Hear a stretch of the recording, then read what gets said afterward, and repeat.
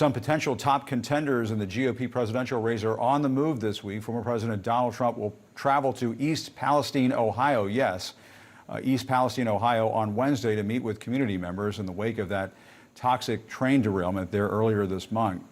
This as Ron DeSantis heads to New York to speak at a pro-law enforcement rally. Overnight, Trump once again lashed out at his potential rival, announcing in a 1 a.m. Truth Social rant, sound familiar, he will no longer call DeSantis, quote, Meatball Ron, a reference to him being Italian, I suppose. Going on to say Jeb Bush is his hero. His beaches and state were closed for long periods of time. His testing for the China virus, this is in Trump's words, didn't work out too well, and his loyalty skills are weak.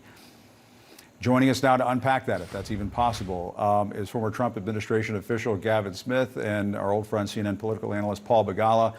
Paul, reading the Truth Socials, it just sort of feels like, I don't even want to read the tweets anymore. And I guess he isn't tweeting these days, but help us unpack what's going on between Trump and Ron DeSantis. It does indicate that he is worried about the governor from Florida. I mean, there's just no other way around it, right?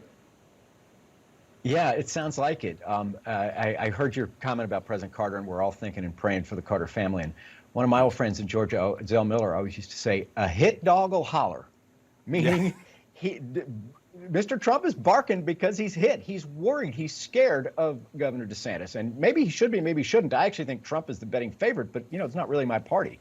But he's clearly scared, and that's why he's doing it. And Gavin, I mean, what do you think about, Trump is going to be going to East Palestine, Ohio. I can't imagine. I mean, the last thing that folks in that town need is the Trump circus rolling into town. And you worked in that campaign, worked in that administration, so you know what that's all about. What do you make of all that?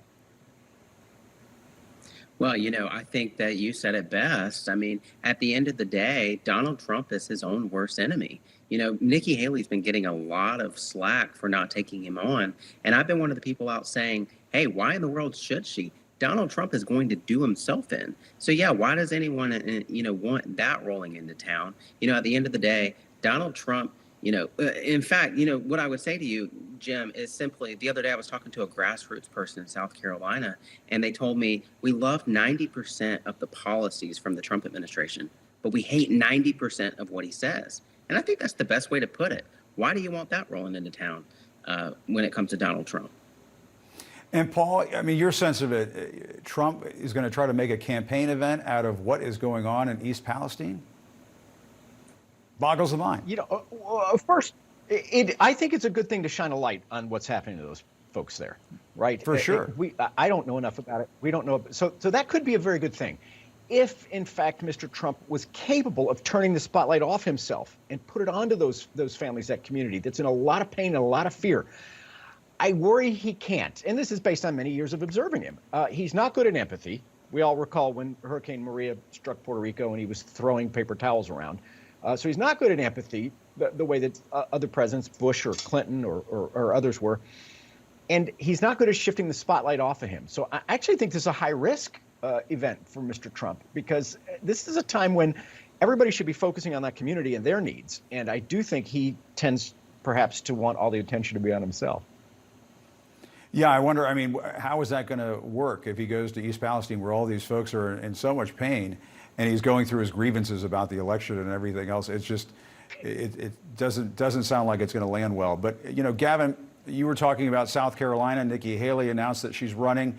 But, when you look at the latest polls, and I know it's so early, we shouldn't be, I probably should hit myself for talking about polls this early, but, the polls are really showing that this is already shaping up to be a DeSantis versus Trump race. I know you've talked with some of the Nikki Haley folks. What do they tell themselves? Just hang in there. We'll have our moment. I mean, does she really think that she can emerge from this field and be perhaps that person who's going one-on-one with Trump as this process grinds on? Yeah, well, you know what, Jim, I have a couple things to say on that. First, I'm sitting right across from my office, and in my office, there's a replica of a sign that used to hang on the door of Governor Nikki Haley's office, and it says "can't is not an option." And I truly believe that that's the mantra of her campaign. If she didn't believe that she could be president, she wouldn't be running. Now, when we talk about polls, I think what we should be talking about is that there's an AP poll that came out this week that says 6 out of 10 Republicans say it's a bad thing that Donald Trump would be at the top of the ticket in 2024. That's a bad number for Donald Trump. You know, another thing related to a poll is when we look back at 2016, what did the polls tell us? The polls told us Donald Trump would never be president. Jeb Bush was the front runner. Scott Walker was a strong contender. And all of that seemed to blow up. So I think it's a little early to look at polls. And quite frankly, I think Nikki Haley has exactly what it takes to be the GOP front runner.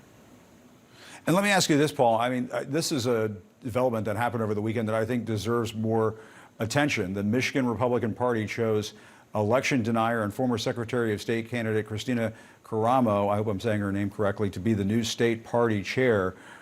She's a far-right extremist. She's a Trump loyalist who's made these bizarre claims about the existence of demons and calling abortion child sacrifice and a satanic practice. But she's also an election denier.